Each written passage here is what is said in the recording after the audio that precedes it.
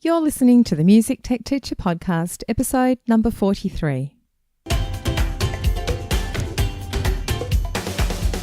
Welcome to the Music Tech Teacher Podcast. Music tech tips, lesson ideas, advice, news, and interviews, especially for music teachers. Brought to you by midnightmusic.com.au. Hello and welcome to another episode of the Music Tech Teacher Podcast. I'm Katie Wardrobe from midnightmusic.com.au, where I help music teachers use technology effectively in music education. First of all, I want to wish everybody a very happy new year. I hope that wherever you are, you've had a relaxing holiday season and some time with family and friends. Here in Australia, we're in the middle of our summer holidays, so our school year finished up in late December and doesn't go back until the beginning of February. So this is our long extended summer break. So far, I've been really enjoying the warm weather, except perhaps yesterday where it was 41 degrees Celsius, so that was a bit too hot, but it's been really nice and I've had some time to spend, a little bit of time on the beach, and that's been really lovely. I've also been preparing to run my first ultra marathon trail running event, which is taking place in mid-January. And the run is a total of 56 kilometres. I'm almost too scared to say that out loud, but it's on one of my absolute favourite trails here in Victoria where I live, and it's called the Two Bays Track. So if you look it up on Google Maps, you should see it there. It stretches across our Mornington Peninsula, and the track has beautiful scenery. It's quintessentially Australian bushland in some sections, and then other parts are a bit more tropical looking with lots of giant ferns, and then there's sections which go along a cliff top which overlook a beautiful bay with lots of kangaroos and echidna and even some snakes. Yep. And it's, in fact, during the race, it's compulsory to carry a snake bandage with you, just in case. So touch wood, I haven't seen any snakes myself on the track, but lots of people I know have. So that's coming up for me. I hope that you've also been having a great holiday period, summer for you if you're in the southern hemisphere like me, but perhaps a winter break if you're in the northern hemisphere. Now, being caught up with all the end of school year events and Christmas and New Year and everything else has meant that this podcast episode was delayed a lot more than I had hoped. Today's episode is the second part of a two-part series called 22 Ways to Use GarageBand or Soundtrap in Music Education. Now, if you haven't listened already to the first part, I would highly recommend listening to that one first. I covered some general tips for working with either of those software programs, and I also shared some easy lesson ideas and some sort of moving on lesson ideas as well. Today's episode, I'm going to cover more intermediate ideas and some advanced lesson plans too. Now, if you'd like to download a list of all the lesson ideas that I'm going to mention during this episode and also the ones from the previous episode, you can head to midnightmusic.com.au/43. There'll also be a link on that page to the first episode in case you want to go back and listen to that one. I hope I didn't keep you in suspense too long if you have already listened to the first episode and you've been waiting for this one, and I hope that you enjoy it. Now, some level 3 intermediate type project ideas. One of the things that I love to do is create a cover song version of something that you know. Now, you can go about this a couple of ways, and, some people actually have said to me, why bother doing this in the first place? I think there's a number of reasons why it can be useful to create a cover song of something you know. The approaches that you can take are to either replicate the original one. Now, this can be really good from a listening skill development point of view.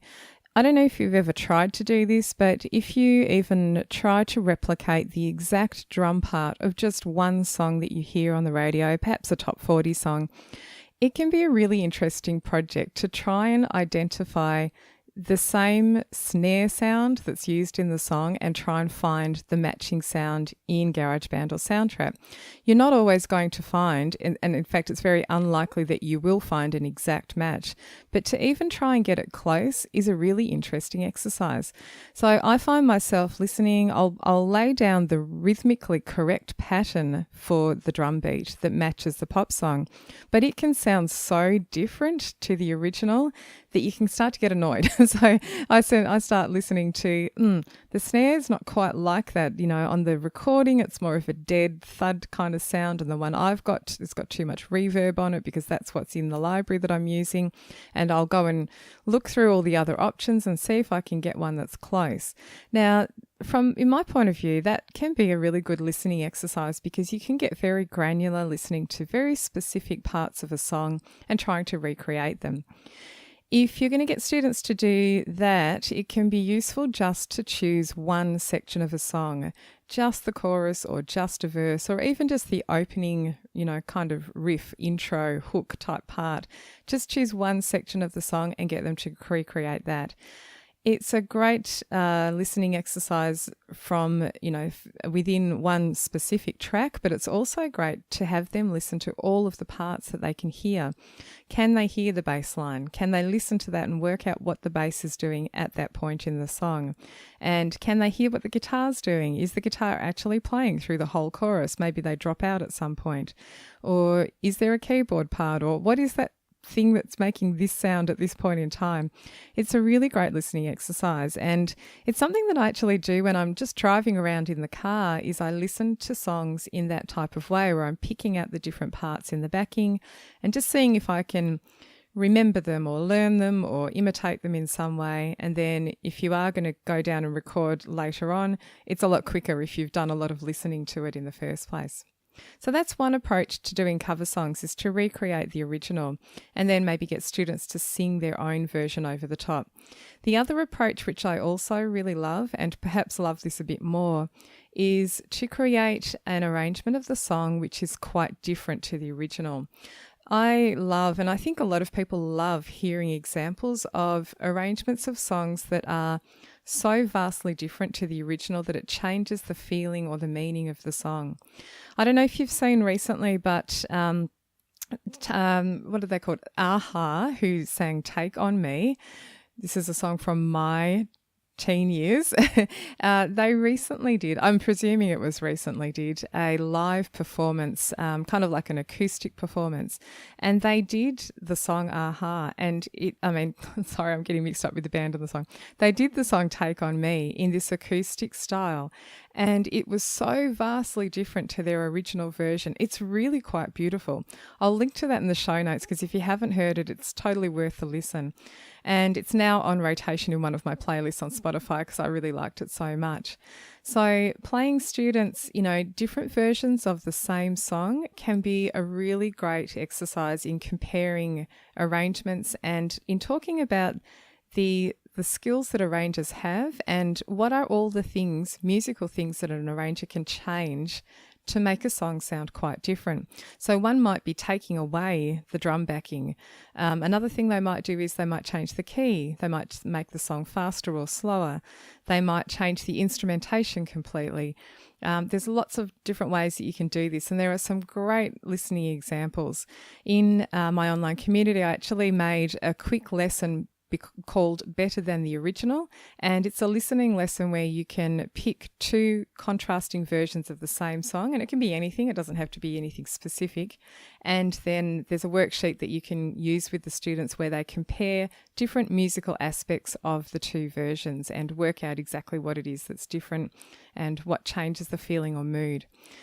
Lots and lots of great examples on YouTube of things like that. So when students are creating their own cover version of a song, you might again get them to just choose one section of the song, just the chorus, just the verse, and get them to create their own version where it's totally different style. They might create a country version of some kind of classical piece even. They might do a ballad style version of something which was originally like a really heavy rock piece. And it's just a lot of fun to do that. I really like that exercise. Great fun. Now, along the same lines, moving on from cover songs is, of course, to get students songwriting themselves. And again, there's a couple of ways you can approach this. If they're just starting out with songwriting, you might not just want to go, say to them, go to GarageBand and write your own song. That's really overwhelming. I would find that totally overwhelming. To provide some kind of parameters or limitations for the students is an easier way to start. So one thing that I've found works really well is to choose a chord sequence that everybody does, and everybody uses the same chord sequence, but they can make their own backing, their own song in any style, using any instruments they like, and just having that chord sequence there as a foundation can be a nice starting point. So one that you can do is that 4-chord sequence that lots of us have used with the Axis of Awesome film clip. I know most of you will know what I'm talking about. Again, I'll link to that in the show notes as well. But the Axis of Awesome are a band, and they put together a medley in a comedy show, actually, kind of proving that so many pop songs have the 1, 5, 6, 4. Did I say that the right way around? 1, 5, 4, 6, 1, 5, 6, 4 chord sequence. Anyway, you know the one that I mean. And there are so many songs which use this same chord sequence. So you could get students to listen to that first of all, listen to some songs that they know with that chord sequence, and then they might record that chord sequence. They can choose their own tempo, they can choose an instrument, and they can choose, how they're going to play those chords, and record them just for 8 bars, maybe twice through. And then the next stage might be that they're going to write an original melody over the top of that with lyrics to go with it. And that's a nice, short, self-contained songwriting exercise where they've made something original of their own. Of course, after that, you can move on to more free options for songwriting, and a collaborative songwriting project can be a really, really good idea.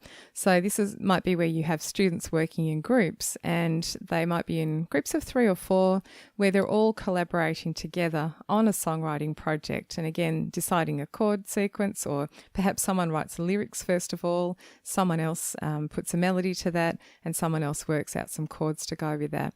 Again, having some parameters in place works really well and can help the creative process, but that's a great way to do things.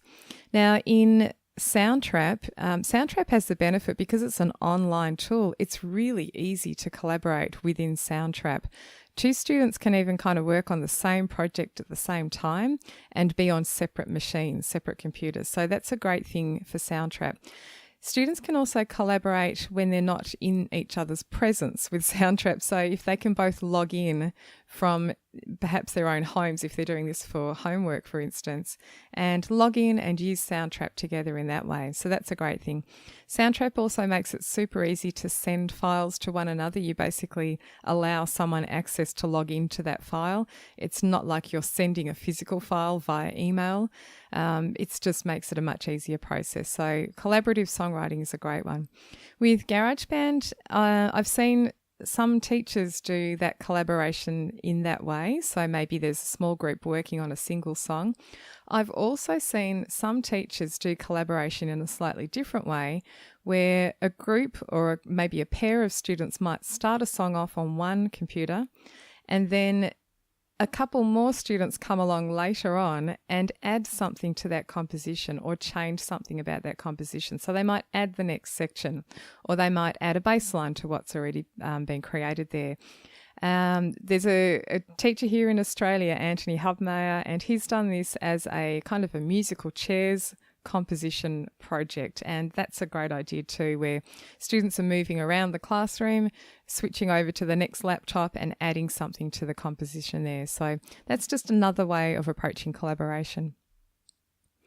Now, in the level 2 kind of projects, we talked about doing nursery rhymes uncut, or narrating a story or poem and adding sound effects to go with it. The next level up of that could be a slightly larger project, and it might be something like a radio show. Really, the tech skills are exactly the same. Students are going to record some kind of narration or speaking. Then they're going to add some sound effects and some music as well. It can be great to do this as a proper full-blown radio show. I've found a few years ago this clip on YouTube, which is hilarious. I think it's called Behind the Mic, And it's a behind the scenes view of an old school radio show that people would have listened to before the time of television. And it's one of those kind of serial radio shows where there's people acting different parts and there's people in the studio creating the sound effects from scratch. Now, this behind the scenes video on YouTube is so funny because it shows you, what it looks like when you hear a group of horses galloping through the country and western, sort of scene that they're describing. And in this video, which is behind the scenes, it shows a group of men galloping along to create that sound effect and using their hands on their thighs and slapping. And it's really funny. It's a really great behind the scenes look at how sound effects are created, Foley, and how all the acting parts are done as well. So this is a great group project. You might have different roles for students, so they're acting out different parts. They may also be assigned roles in the production of the radio show itself as well. So someone might be the person directing everybody, sort of managing the project. Someone else might be in charge of sound effects. Someone else is in charge of the acting or narrating part. And someone might be in charge of the music side of things. So it's a great one for planning out in depth first and then putting it together in GarageBand or Soundtrap. Now let's talk through some level 4 advanced type projects. I'm going to start off with sampling and remixing as areas to get into. And one of the things that I love to do is to use found sounds in a composition. Now there's quite a few examples of this online which you can show to students. The thing that I've ended up putting together for the members of my online community is a found sound challenge where students will take one object, one item perhaps, or even a category of items. So it could be like stationery products, or it could be a single item like a chair. I've done an example with a wine glass. I wouldn't suggest that's what students are going to use, but that was what I had at hand at the time. Funnily enough, you could get them to choose a desk or something that's easy to get hold of in the classroom. And they need to create a variety of sounds from that one single object. So they can produce the sounds by hitting or tapping or scraping the object. And what they can do is record each individual sound, and they become short samples which can be used later on. So once you've gathered these short audio samples, you can then put them together in some kind of composition. So one simple approach is to just simply use them in a rhythmic way. So you might just use them rhythmically. A lower sound you might sort of match up or think of it like a kick drum sound and place that in the bar where the kick drum would fall. You can find other sounds to make other rhythmic patterns in a similar way. You can also use tuned musical examples, even with found sounds. There are some times where you can actually kind of run an effect on the sound to give it a pitch of some sort, so a note, and you can then create something musical out of them. There are some fantastic examples of this on a YouTube channel. The creator is called Andrew Huang, and he has a fantastic array of found sound videos. His video production is also really high quality, so you can see all the different things that he's using in the found sound compositions that he makes. And he uses things like, there's one which is a car tire. There's one where he's at the dentist and there's sounds from that. There's so many of them. There's one where he uses a stack of jeans, like denim jeans, and many, many other ones. A recent one had tech products, so old school kind of tech products like, Game Boys and Walkmans and so on. Do go and check out those. They're a great inspiration, a great thing to show students to start off with. And then when they're doing that sort of project, you need to keep it really simple. So I would just choose one tiny aspect, just limit them to perhaps recording 5 different sounds using their object, and then they're going to put those together in some sort of rhythmic pattern. That might be all that you do. If you're working with older students and you've got more class time, it can get more in depth, and the examples that you can see on YouTube take a lot longer than just a couple of lessons to do. Now, another project that I've put together in my online community uses music or audio samples, and then you take those and make them into something new. So one of the examples that I've done is to use the NASA sound samples. NASA released a whole series, or have available a whole series of audio sound samples from things like outer space or in the control room, or sounds of the astronauts speaking and so on. And they're all available, public domain or Creative Commons, one or the other, available for anyone to use in any way they like. So what you can do is download a collection of these sounds, or students can download them, and then they can chop them up, they can re-pitch them, they can change them in certain ways, they can add effects to them, and again, in a similar way to the first example, they can put them together in a musical way. So they're going to create something musical out of the space sounds. Now you can do this with lots of different audio samples. It doesn't have to be the space ones, it could be anything. You can take audio stems that you might find online and download those, and they can use those in their musical projects to create something new. Now, I highly recommend finding legal options for these. I've spoken about this in a number of other podcast episodes and on my website. There are places that you can go to find Creative Commons or public domain stems and audio samples that students can use in their works. Another really simple thing, and a really good one at this level, is to take a MIDI file of some sort and transform it in a certain way. Now, I have been doing something like this in my workshops for some time, but Dr. Scott Watson, who I've had on the show before, actually talks about his process for doing this project in his book, which I'll link to in the show notes. He has a book which has a whole series of music tech projects and basically a whole curriculum. And one of his projects is called New Clothes for an Old Tune, and I hope that I've remembered that correctly. But basically in that one, he suggests taking a classical piece, a MIDI file of a classical piece, and you can import that into Soundtrap or into GarageBand and then transform it in some way to make it completely different. So if, for instance, you imported a Mozart string quartet as an example, you might change the sound of the violin one part to something completely different. Maybe that becomes an electric guitar, maybe it becomes a trumpet, maybe it becomes a clarinet, and you can go through and do things like add a drum track and basically transform the piece so it sounds quite different. It can be good to take parts of the piece and use them in different sections and do a little bit of like remixing there as well. So that's a great way to tackle arranging and composing all at once in a way. It's really great to just transform those MIDI files and end up with something quite different. Now, at this later stage, other projects that you might want to do include video game composition and also film scoring. And these are two things which I really love at this sort of advanced level. However, I have done both of those with quite young students too. Film scoring I've done with grade 5s all the way through to year 12 students, and I've taken the same approach with all of those different year levels, but just had different outcome expectations from the different age groups. So with video game composition and with film scoring, there's a lot of similarities with what you'll cover from a musical standpoint in terms of creating mood music and representing characters or times or places with musical motifs and creating some kind of mood that engages the listener or the watcher of the game or the film. It's really fantastic with the film scoring because you are actually combining and synchronizing visuals with sound, and this adds another element to what you're doing. Now, I am going to say that Soundtrap, this is not possible in Soundtrap, not yet anyway, where you are able to import a video directly into the program and do the film scoring that way. You can, however, do that in GarageBand. You can import your film into GarageBand, and students can compose alongside while they see the film playing.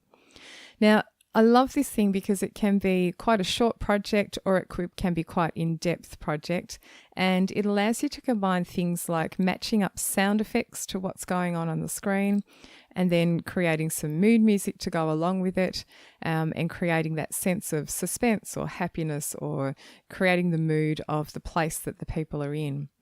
Really great projects. It's very easy to do in a simple way, and it's a really great one for extending and expanding and making it much more advanced. Now, if you are using Soundtrap and you can't import the video, It's not like everything's lost. You can still do a film score and composition project with students. It's just that you don't have the benefit of directly synchronizing the two things together. So if, for instance, you wanted to match up the door slamming sound that you have in your project with the door slam that you can see in the film clip, that's hard to do in Soundtrap. It's very difficult. Very easy to do in GarageBand because you can perfectly line up those two things. So in Soundtrap, the way I would approach it is to just create a mood piece for a short clip that you're working with. So you might take a clip and you make a note of how long it is. So it might be 1 minute and 10 seconds long. And then in Soundtrap, you could create mood music to go along with it. Perhaps it's a car chase scene, for instance. So students can take that. In Soundtrap, they'll create their car chase music to go along with it.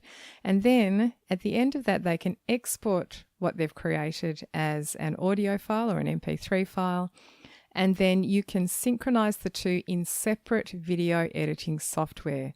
So you would take that, the original film clip, and marry the two together in your video editing software. So you can still do it. It's not quite as detailed as doing it in GarageBand, but I think it's still a great approach to take. Video game composition also is a fantastic project for students. And again, you're talking about creating mood and place and time, creating that sense of suspense or that something bad's going to happen. All of those things can happen with video game composition too. The difference here is that with video games, the player is kind of the one a little bit in control of what happens with the music, as in when it changes and, when the music changes because of what's happening in the game itself. So you could either approach video game composition as a standalone thing where you're just getting students to create a mood type music piece to go along with a game that they can think of in their head, or you could take the approach where they're actually going to match up what they're composing to video game footage. And again, this is a great, if you've got the time and perhaps another teacher to work with, this could be a great cross-curricular activity where there might be some students actually creating their own games as part of what they're doing in another class, and the music students could create the soundtrack to go along with what the other students are creating. So fantastic projects for older students.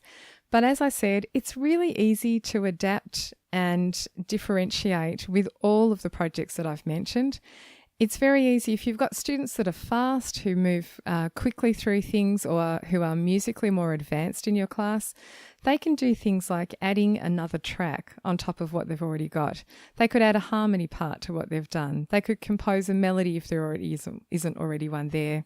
They could add a new section onto the end.